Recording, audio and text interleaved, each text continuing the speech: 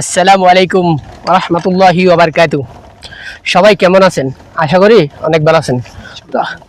তো আমরা এখন আছি আনোয়ারা কর্ণফুলি ভিজেট, অর্থাৎ কেআই ভিজেট। তো কেআই ভিজেটের মধ্যে এমন একটা দৃশ্য দেখছিলাম।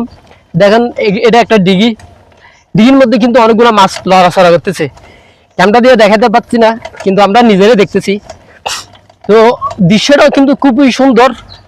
দেখেন, রাস্তাটাও কত সুন্দর, স্মুথ, কোনো বালি নাই, কিন্তু মাঝে মধ্যে একটা একটা সবুজ ঘাস আছে। কিন্তু এটাও কিন্তু অনেক সুন্দর, দেখেন প্রকৃতিটা। তো আমার বড় ভাই কথা যেটা বলছে সেটা সত্যি কথাই বলছে।